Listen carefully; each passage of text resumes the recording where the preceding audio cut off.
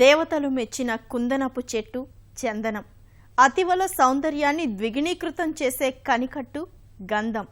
చందనం అందానికి ఇంధనం, చర్మ సౌందర్య భూషణం, పూజా కైంకర్యాల ద్రవ్యం, ఆయుర్వేద ఔషధం. చెప్పుకుంటూ పోతే చందనం గొప్పతనం వర్ణనాతీతం. ఒక్క సౌందర్య సాధనం, సువాసనాల తావే కాదు, అది సిరుల వృక్షం, రైతుల పాలిట కల్పతరువు. ఆది విష్ణువుకు ప్రియమైన శ్రీగంధం సాగుపై ఆసక్తి లేనివారు లేరు. అయితే సామాన్య రైతులు సులభంగా మొక్కలు తెచ్చి పెంచవచ్చా అన్నదే పెద్ద సందేహం. అసలు అటవీశాఖ అనుమతి లేకుండా ఎక్కడైనా పెంచి విక్రయించవచ్చా? ఎలాంటి నేలల అవసరం? ఎంత ఖర్చు అవుతుంది? కలప కోసం ఎన్ని సంవత్సరాలు ఎదురు చూడాలి? ఎక్కడ విక్రయించాలి? ఇలాంటి ప్రశ్నలకు సమాధానం ఇప్పుడు మీరు చూడబోయే ఇంటర్వ్యూ. దీర్ఘకాల కలప పంటగా ఆశలు రేకెత్తిస్తున్న ప్రాచీన భారతీయ వృక్షమైన శ్రీగంధం గురించి సమగ్ర సమాచారం అందిస్తున్నారు తిరుమల తిరుపతి దేవస్థానం అటవీ అధికారి శివరాం ప్రసాద్. ఆ సిరుల గంధం వివరాలు తెలుసుకుందాం పదండి.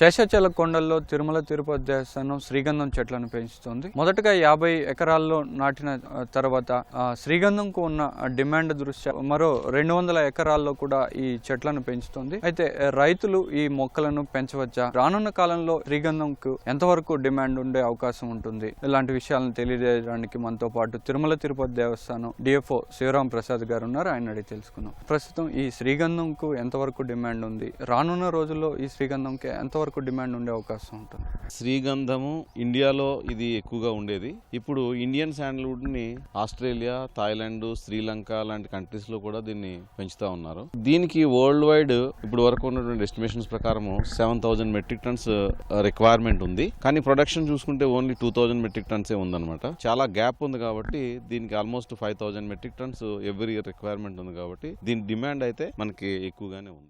ఈ శ్రీగంధంకు మార్కెట్ వాల్యూ ఎలా ఉంది? టన్ను ఎంత వరకు ఉంది? రానున్న రోజుల్లో దీని డిమాండ్ పెరిగే అవకాశం ఉంటుందా? మార్కెట్ వాల్యూ ఎలా ఉంది? ప్రస్తుతానికి ఉన్నటువంటి శాండల్వుడ్ ప్రైసెస్ మీరు మార్కెట్ లో చూసే ఉంటారు. రిటైల్ లోకి పోతే మనకి ఇది 1.5 crores నుంచి ఆల్మోస్ట్ 2 crores వరకు కూడా ఉందండి పెర్ టన్ అనేది. అగ్రికల్చర్ క్రాప్స్ నుంచి మనం పర్చేజ్ కి వెళ్ళిపోయేటప్పుడు మాత్రము ప్రజెంట్ రేటు ఆస్ట్రేలియాలో కానీ ఇండియన్ రూపీస్ లో చూసుకుంటే ఈవెన్ మన కర్ణాటక సోప్ ఫ్యాక్టరీస్ లో కానీ ఆల్మోస్ట్ 90 lakhs నుంచి 1 crore పర్ టన్ ఉందండి. సో ఖచ్చితంగా ఇది రైతుకి ఇన్ని సంవత్సరాలు వేస్ట్ చేస్తున్నాము అనేదానికి ఇది కాంపన్సేట్ చేస్తుంది అనమాట. అంటే ఒక్కసారిగా వచ్చే ఇన్కమ్ ఖచ్చితంగా ఇన్ని సంవత్సరాల నుంచి మనం వేసుకుంటే కనుక ఖచ్చితంగా ఇది more than any other agriculture crops లో ఈక్వల్ గా ఉంటుంది అనమాట. ఇంకా ఎక్కువగా ఉంటుంది, చాలా టైమ్స్ ఉంటుంది, 4-5 times ఎక్కువ ఉంటుంది అనమాట. అందుకని రైతులు ఈ విషయంలో మాత్రం ఆలోచించకుండా వాళ్ళ అగ్రికల్చర్ క్రాప్స్ లో కానీ లేకపోతే అగ్రో ఫారెస్ట్రీ క్రాప్స్ లో కానీ దీన్ని ఇంగ్రీడియంట్ గా వాడుకుంటే, మన ఇంటర్నల్ క్రాప్ గా వాడుకుంటే ఖచ్చితంగా వాళ్ళకి ఊహించినటువంటి ఆదాయాలు వచ్చే అవకాశం ఉంది అనమాట. రైతులు పెంచుకోవచ్చు, డిమాండ్ ఉంది, రైతులు కూడా పెంచుకోవచ్చు అంటున్నారు. ఈ రైతులు పెంచిన తర్వాత దీన్ని మార్కెటింగ్ చేసుకోవడానికి గానీ అటవీ శాఖ అనుమతులు ఏమైనా అవసరం ఉంటుందా? రైతులు దీన్ని శాండల్వుడ్ ని పెంచుకోవడానికి అయితే ఏం ప్రాబ్లం లేదండి. వాళ్ళకి ఏం అనుమతి కూడా అవసరం లేదు. ఎవరైనా ఎక్కడైనా ఎప్పుడైనా శాండల్వుడ్ ని పెంచుకోవచ్చు అనమాట. మార్కెటింగ్ విషయంలో అయితే మాత్రం రైతులు దీంట్లో ఏమాత్రం ఆలోచించవలసిన అవసరం లేదు. Lot of demand is there and so many companies are there. వాళ్ళు వచ్చి మన దగ్గర నుంచి కొనుక్కునే అవకాశం ఉందన్నమాట. మొక్కలు పెంచుకోవడానికి అనుమతి అవసరం లేదండి. ఈ ప్రొడ్యూస్ ని మనం హార్వెస్ట్ చేసుకున్నప్పుడు, అంటే శాండల్వుడ్ లో మనకు ముఖ్యమైనది వచ్చేసి సెంటెడ్ హార్ట్వుడ్ అనమాట. లోపల ఉండేటువంటి హార్ట్వుడ్ మనకి ఉపయోగిస్తారు, దాని నుంచి ఆయిల్ తీస్తారు. అది అట్లాగే సుగంధ ద్రవ్యాల్లో వాడుతుంటారు, అంటే పెర్ఫ్యూమరీ ఇండస్ట్రీస్ లో కానీ ఇట్లో కానీ వాడుతుంటారు అనమాట. దాన్ని హార్వెస్ట్ చేసుకున్నప్పుడు మనము అంటే ఆరిజిన్ సర్టిఫికేట్ కొన్ని కండిషన్స్ ఫారెస్ట్ డిపార్ట్మెంట్ ఉంటాయి అనమాట. అంటే ఫారెస్ట్ లోది కాదు, ఫార్మ్ ల్యాండ్ లోది కల్టివేట్ చేసుకున్నటువంటి ప్రొడక్ట్ అని మనము ఒక సర్టిఫికేట్ తీసుకోవాల్సిన అవసరం ఉంటుంది అనమాట. అటవీ శాఖ అనుమతిస్తుంది. అంటే ఎన్ని చెట్లు ఉన్నాయి, ఎంత వాల్యూమ్ వస్తుంది ఎక్స్పెక్ట్ చేసి అంత వాల్యూమ్ కి వాళ్ళు డిస్పోజ్ చేసుకోవడానికి కానీ హార్వెస్ట్ చేసుకోవడానికి కానీ అమ్ముకోవడానికి కానీ అటవీ శాఖ అనుమతిస్తుంది అంతే. అది కూడా ఓన్లీ సర్టిఫికేట్ ఆఫ్ ఆరిజిన్ లాంటిది. పంటను పండించిన తర్వాత ఈ శాండల్వుడ్ ను అమ్ముకోవడానికి ఎటువంటి మార్కెట్ ఉంది? ఇప్పుడు స్వల్పకాలిక పంటలను అయితే మార్కెట్లో అమ్ముకోవడానికి, ఈ దీర్ఘకాలిక వాటిని అమ్ముకోవడానికి కానీ ఎలాంటి రైతులకు ఎలాంటి అవకాశాలు ఉన్నాయి? కర్ణాటక సోప్ ఇండస్ట్రీస్ లో కానీ ఇంకా చాలా పెర్ఫ్యూమరీ ఇండస్ట్రీస్ ఉన్నాయండి. వాళ్ళంతా కూడా రైతుల దగ్గరికి వచ్చి వాళ్ళే కొనుక్కెళ్తారు అనమాట. రైతు మార్కెట్ ఎదుర్కోవాల్సిన పరిస్థితి అయితే శాండల్వుడ్కి లేదండి. రైతులు పెంచుకోవాలనుకునే వాళ్ళకి ఈ మొక్కలు ఎక్కడ దొరుకుతాయి? ఎంతవరకు ధర ఉంటుంది ఒక్కో మొక్క?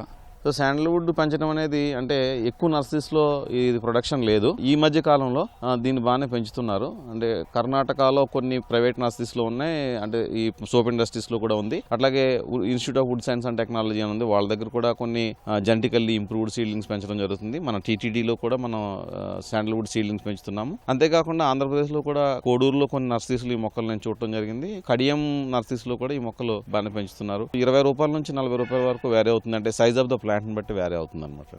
ఓకే సార్, ఈ మొక్కలు పెంచుకోవడానికి రైతులకు ఎలాంటి భూములు అనువుగా ఉంటాయి? చాలా రకాల భూములు దీనికి అనువుగా ఉంటాయండి. ఎక్సెప్ట్ నీరు నిల్వ ఉండే భూములు తప్ప, చౌడు నేలలు తప్ప ఏ నేలలైనా శాండల్వుడ్ వచ్చే అవకాశం ఉందన్నమాట. మనము శాండల్వుడ్ ని పెంచేటప్పుడు శాండల్వుడ్ అనేది ముఖ్యంగా మనం తెలుసుకోవాల్సింది ఏంటంటే ఇది రూట్ పారాసైట్ అనమాట. అంటే దీనికి వేరే ఒక ట్రీ దీని పక్కన ఉంటే ఇది కొంచెం ఏపుగా పెరిగే అవకాశం ఉంటుంది అనమాట, పరాన్న జీవి అనమాట. దానికోసం ఏం చేస్తామంటే ఇనీషియల్ గా నర్సరీలో పెంచేటప్పుడు కూడా బ్యాగ్ లో దీని పక్కనే ఇంకొక మొక్కనే పెంచుతాం అనమాట. అది పొన్నగంటి మొక్క కావచ్చు, లేకపోతే కంది మొక్క కావచ్చు, లేకపోతే శనగ మొక్క కావచ్చు, ఏదైనా ఒక మొక్కని పెంచుతాం అనమాట. ఆ రూట్ మీద ఆధారపడి ఇది పెరుగుతుంటది. అదే ఫీల్డ్ లోకి వచ్చిన తర్వాత కూడా దీనికి ప్రైమరీ హోస్ట్ అని ఒకటిని, పర్మనెంట్ హోస్ట్ అని ఒకటి వేస్తాం అనమాట. ప్రైమరీ హోస్ట్ అంటే ఏంటంటే ప్లాంట్ కి జస్ట్ ఒక అడుగు పక్కనే ప్లాంట్ తో పాటు నాటేస్తాం అనమాట. అది అవిసె చెట్టు కావచ్చు, కంది చెట్టు కావచ్చు, ఏదైనా నాటుకోవచ్చు. అలాగే పర్మనెంట్ హోస్ట్ అనేది ప్లాంట్ నుంచి ఒక 2 మీటర్లు 3 మీటర్ల దూరంలో దీన్ని మనం నాటుకుంటాం అనమాట. సరుగుడు గాని, చౌకు అంటారు, అది గాని, లేకపోతే మన దానిమ్మ చెట్లు గాని, ఉసిరి చెట్లు గాని, జామ చెట్లు గాని, ఎనీ హార్టికల్చర్ క్రాప్ మధ్యలో మనం ఇది వేసుకోవచ్చు అనమాట.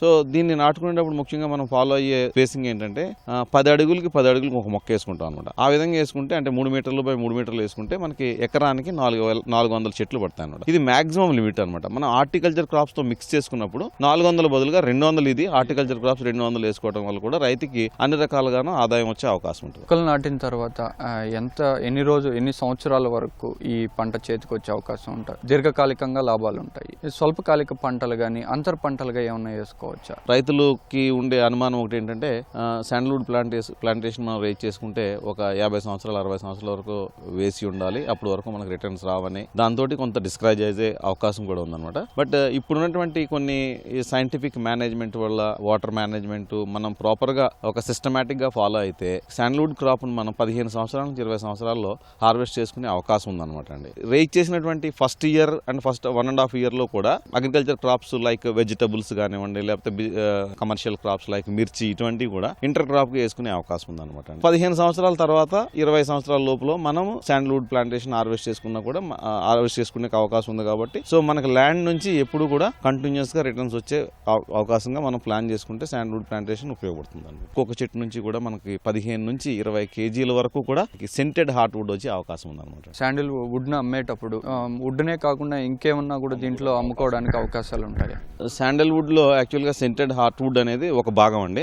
అంటే అది పెర్ఫ్యూమ్ ఇండస్ట్రీస్ లో వాడుతుంటారు, అలాగే మెడికల్ ఫార్ములేషన్స్ లో చాలా వాడుతున్నారు. ముఖ్యంగా అన్నిటికంటే కూడా మన భారతదేశంలో ఈ శాండల్వుడ్ ను వాడేది ఏంటంటే రిలీజియస్ రిచువల్స్ లో బాగా వాడతారు అనమాట. ప్రతి పూజ విధానంలో కూడా మనం సెంటెడ్ హార్ట్ వుడ్ యొక్క పౌడర్ ని తీసి బొట్టుగా ఉపయోగించడం కానీ, లేకపోతే కైంకర్యాల్లో వాడటం కానీ అలాగే జరుగుతుంది అనమాట. అదేవిధంగా మనం తిరుపతి దేవస్థానంలో కూడా ఆల్మోస్ట్ మనము ఎవ్రీ ఇయర్ 500 కేజీల వరకు శాండల్వుడ్ ను వాడుతున్నాం అనమాట. ఇది ఇంకా మనకి ఏంటంటే టెంపుల్స్ పెరుగుతున్నాయి కాబట్టి దీని డిమాండ్ ఇంకా పెరిగే అవకాశం ఉంది. ఈ సెంటెడ్ హార్ట్ వుడ్ నుంచి ఆయిల్ తీస్తారనమాట. ఆల్మోస్ట్ 2 to 3% ఆయిల్ కూడా వస్తుంది. ఇందులో ఇంకొక ముఖ్యమైన భాగం ఏంటంటే వేరు భాగం అనమాట. మనం ఆయిల్ తీయడానికి, ఆయిల్ ఎక్స్ట్రాక్ట్ చేయడానికి కానీ, లేకపోతే మనకి సువాసన వెదజల్లేదు కానీ రూట్ భాగం మొత్తం మనకి హార్ట్ వుడ్ కంటే కూడా ఎక్కువగా ఆయిల్ పర్సంటేజ్ ఉంటూ ఎక్కువ సువాసన వచ్చే అవకాశం ఉంటుంది అనమాట. అందుకని రూట్ దీంట్లో వేస్ట్ కాదు కాబట్టి దాంతో కూడా కలుపుకుంటాం కాబట్టి మనకి 25 కేజీలు వచ్చే అవకాశం ఉంటుంది అనమాట. మీ క్రాప్ చుట్టూ ఉన్నటువంటి అంటే ఫెన్సింగ్ చుట్టూరు కానీ, లేకపోతే బండ్స్ మీద కానీ ఎక్కడైనా మీరు శాండల్వుడ్ వేసుకోవచ్చు. ఒక శాండల్వుడ్ మీరు చెట్టు పెంచగలిగితే దాన్ని నుంచి మీరు ఖచ్చితంగా ఒక 15-20 సంవత్సరాల లోపల ఒక 20 నుంచి 25 కేజీల సెంటెడ్ హార్ట్ వుడ్ రూట్ కలిపి వస్తుంది. సో దాని నుంచి మీరు ఊహించినటువంటి లాభాలు వస్తాయి. ఎందుకంటే ఇది పోను దీని డిమాండ్ ఇంకా పెరుగుతుంది, దీని రేట్ కూడా ఇంకా పెరుగుతుంది. సో రైతులందరికీ నేను సలహా ఇచ్చేది ఏంటంటే మీరు ఈ విధంగా పెంచడం వల్ల మీరు ఎకనామికల్ గా అభివృద్ధి చెందడానికి అవకాశం ఉంటుంది. మోరోవర్ ఈ శాండల్వుడ్ అరుదైన ఈ వృక్షాన్ని మీరు కాపాడిన వాళ్ళు అవుతారు అనమాట. అందుకని మీ బౌండరీ చుట్టూరు కూడా వేసుకోవచ్చు, బండ్స్ లో వేసుకోవచ్చు. ఉన్న ప్లాంటేషన్స్ లో కూడా మధ్యలో అక్కడక్కడ కొన్ని చెట్లు, అట్లీస్ట్ ఎకరానికి ఒక 100 చెట్లు మీకు అడ్డు లేకుండా వేసుకున్నా కూడా దాని నుంచి మీకు ఊహించిన ఆదాయం వచ్చే అవకాశం ఉంది. కాబట్టి రైతులందరూ కూడా శాండల్వుడ్ ని పెంచడానికి మీరు ముందుకు రావాలని నేను ఆశిస్తున్నాను. శ్రీగంధం మొక్కలను పెంచడం వల్ల రైతులు దీర్ఘకాలంలో భారీ ఎత్తున కూడా ఆదాయం పొందవచ్చని, ఈ మొక్కలను పెంచే సమయంలో స్వల్పకాలిక పంటలను కూడా అంతర్ పంటలుగా కూడా వేసుకోవచ్చని, రైతులు ఏ సందేహం లేకుండా కూడా ఈ శ్రీగంధం పెంచడం వల్ల భారీ స్థాయిలో కూడా ఆదాయం పొందవచ్చని తిరుమల తిరుపతి దేవస్థానం డిఎఫ్ఓ శివరాం ప్రసాద్ గారు అంటున్నారు. కెమెరామెన్ చంద్రశేఖర్తో రుత్విక్, ఈటీవీ న్యూస్, తిరుమల.